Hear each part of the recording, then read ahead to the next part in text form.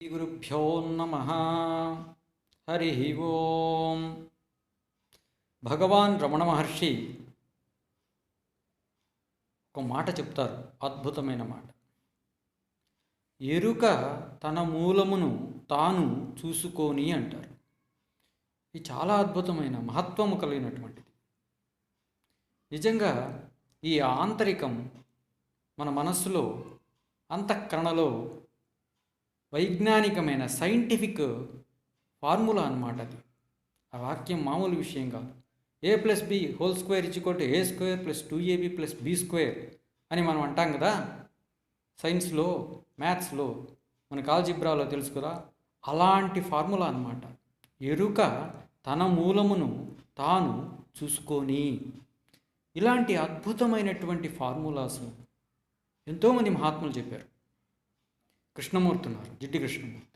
ఆయన అంటారు, observation without observer అని. That is a great formula. ఈ మన అంతఃకరణలో మనం ఒక పరిశోధన చేసేటప్పుడు, రీసెర్చ్ చేసేటప్పుడు, ఏదైనా చదువుకున్న తర్వాత రీసెర్చ్ చేస్తాం కదా. రీసెర్చ్ ఎక్కడ చేస్తాం? ల్యాబ్లో చేస్తాం. మనకు ఆల్రెడీ పుట్టుకతోనే భగవంతుడు ఈ ప్రకృతి మనకు ఒక అద్భుతమైన ల్యాబ్ ఇచ్చారు. ఏంటి అంటే ఈ శరీరమే. ఈ శరీరంలో పంచకోశాలు ఉన్నాయంటారు. శరీరం, ప్రాణము, మనస్సు, విజ్ఞానం, ఆనందం. ఈ పంచకోశాలతో కూడినటువంటి ఈ ల్యాబ్ ఏదైతే ఉందో, ఈ ల్యాబ్లో మనం ఆ ఫార్ములాస్ను కానీ రీసెర్చ్ చేశామంటే ఆ ఫార్ములాస్ యొక్క ఫలితం తెలిసి వస్తుంది. అద్భుతమైన ఫలితం తెలిసి వస్తుంది. ఎరుక తన మూలమును తాను చూసుకొని అంటారు భగవాన్ రమణ మహర్షి. అలాగే జిడ్డు కృష్ణమూర్తి ఏమంటారు? అబ్జర్వేషన్ వితౌట్ అబ్జర్వర్ అంటారు. Great formulas. వాళ్ళు ఎంతో చక్కగా తమ జీవితాంతం చేసినటువంటి ఫార్ములాస్. అంతఃకరణలో, ఈ ల్యాబ్లో మనం కానీ అది రీసెర్చ్ చేశామంటే దాని ఫలితం మనకు అర్థమవుతుంది. ఎవరో చేస్తే వచ్చేది కాదు, ఎవరికి వాళ్ళే చేయాలి.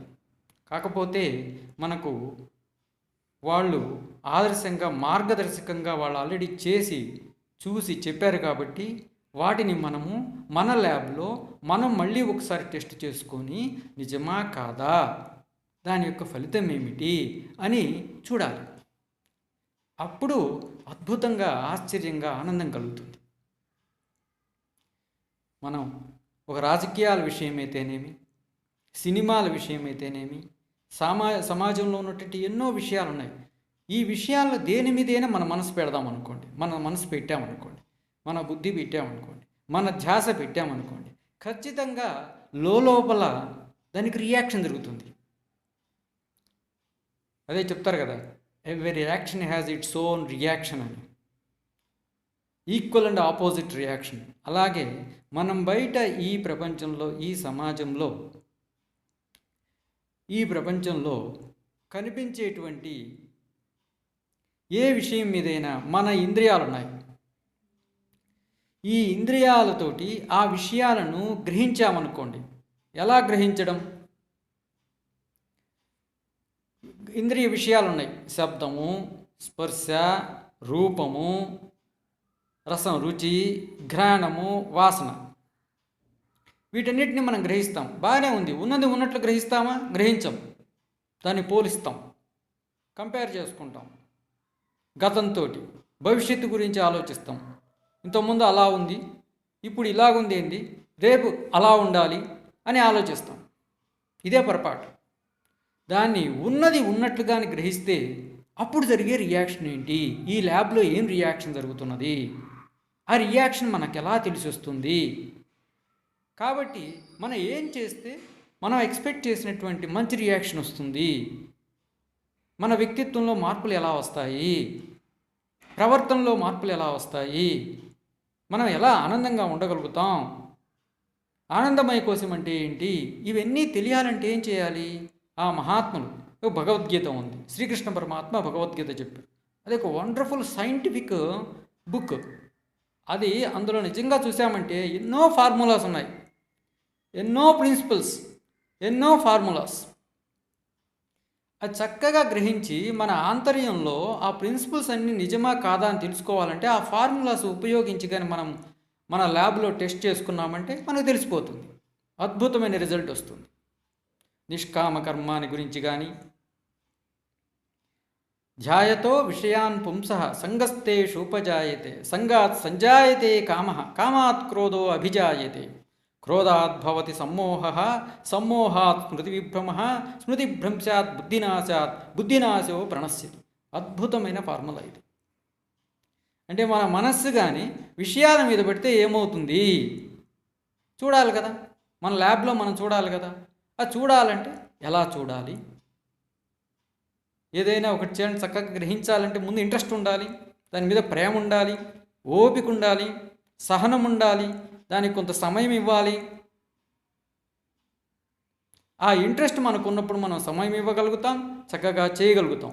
ఎప్పుడైతే అలా చక్కగా చేశామో అప్పుడు ఆ విషయం తెలుస్తుంది మనకు, దాని యొక్క రిజల్ట్ తెలుస్తుంది. కేవలం పుస్తకంలో ఆ భగవద్గీతలో ఉన్నటువంటి ఒక ఫార్ములా చదివినంత మాత్రం మనకేం రాదు. ఆ ఫార్ములాలో టెస్ట్ చేసి చూసుకోవాలి. a+b² a² + 2ab + b² అనమనుకో, ఏ అంటే a=7 అనో b=8 అనో పెట్టి దాన్ని మనం a+b² చేస్తే వచ్చే రిజల్ట్ చూసుకోవాలి, అది కరెక్టా కాదని మనకు తెలుస్తుంది. అలాగే ఇక్కడ కూడా సబ్స్టిట్యూట్ చేసుకోవాలి. ప్రతి ఫార్ములాను కూడా, ప్రతి శ్లోకం కూడా ఒక ఫార్ములా లాంటిది. మహాత్ములు కృష్ణమూర్తి అయితేనేమి, భగవాన్ రమణ మహర్షి అయితేనేమి, ఎకార్ట్ టోలీ అయితేనేమి, ఎంతోమంది మహాత్ములు ఉన్నారు. బుద్ధ భగవాన్ అయితే వాళ్ళు చెప్పిన వాక్యాలు ఫార్ములాస్ అనమాట. వాళ్ళు ప్రిన్సిపల్స్ చెప్పారు, ఫార్ములాస్ చెప్పారు. అవి నిజమా కాదా ఆ ప్రిన్సిపల్ని తెలుసుకోవాలంటే ఆ ఫార్ములాస్ మనం ల్యాబ్లో మన ల్యాబ్లో టెస్ట్ చేసుకొని చూసుకోవాలి. దానికి ఓపిక ఉండాలి. ఎలా అని రీసెర్చ్ చేయాలి, స్టడీ చేసిన తర్వాత రీసెర్చ్ చేయాలి. అప్పుడు దాన్ని మనం సాధించుకోగలుగుతాం. ఆ అద్భుతాన్ని చూసి, ఆశ్చర్యాన్ని చూసి ఆనందపడగలుగుతాం. ఇప్పుడు రామానుజం గారు ఉన్నారు, ఆయన ఒక నోట్బుక్ రాశారు. దాంట్లో ఎన్నో మ్యాథమెటికల్ ఫార్ములాస్ ఉన్నాయి. ఇప్పటికి కూడా వాటిని ఇంకా కనుక్కోలేదు, అర్థం చేసుకోలేదు సైంటిస్టులు కూడా అని చెప్తారు. మరి మనం కూడా ఈ విషయాలన్నీ, అంటే భగవద్గీతలో ఉన్న విషయాలైతేనేమి, మనకు బుద్ధ భగవాన్ చెప్పిన విషయాలు, భగవాన్ రమణ మహర్షి, రామకృష్ణ పరమహంస, షిరిడి సాయిబాబా, ఎంతోమంది ఉన్నారు, జిల్లెళ్ళ మూడమ్మ, వీళ్ళందరూ చెప్పినటువంటి విషయాలను అవగాహన చేసుకోవాలి. కాంటెంపరీ కూడా ఎంతోమంది మహాత్ములు ఉన్నారు. వాళ్ళందరూ చెప్పే విషయాలను అవగాహన చేసుకొని దాంట్లో కానీ మనం మన లోపల ఆంతర్యంలో కానీ వాళ్ళు చెప్పిన విధానంగా ఫాలో అయినా మనం చక్కగా రీసెర్చ్ చేయగలిగితే మనకు ఆ విషయం తెలుస్తుంది.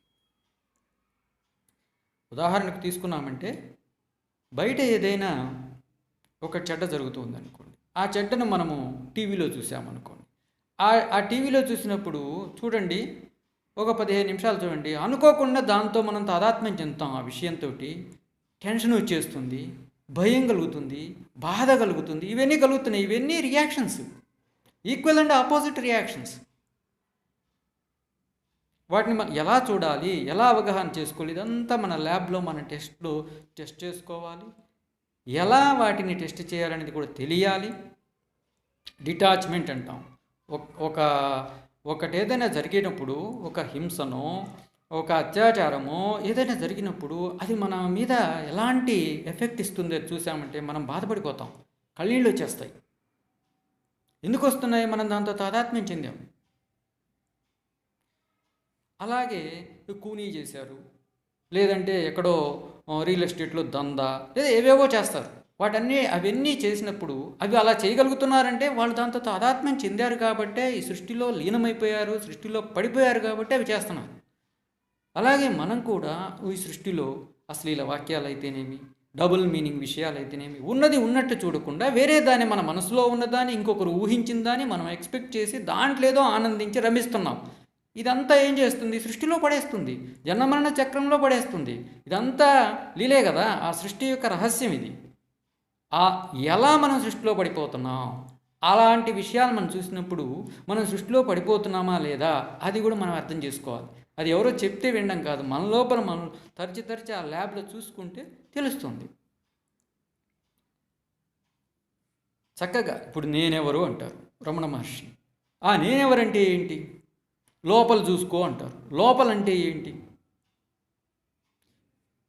కాళహస్తి గురువుగారు ఉన్నారు, ఆయన అంటారు నేను డాష్గా ఉంటే చాలయ్యా అంటారు.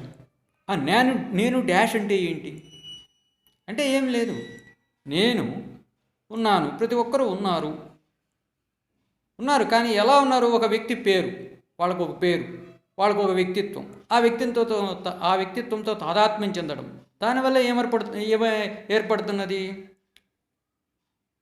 బాధలు, భయాలు, దుఃఖాలు, సుఖాలు, కష్టాలు, ఆనందం, రాగం, ద్వేషం, కోపం, కామం, మోహం, ఇవన్నీ ఏర్పడడానికి కారణం ఏందయ్యా అంటే ఆ మొట్టమొదట ఆ నేను డాష్గా ఉండకుండా నేను ఫలానా వ్యక్తిని, నా వ్యక్తిత్వం ఇది, నేను ఫలానా వాణ్ణి అని అనుకోవడమే.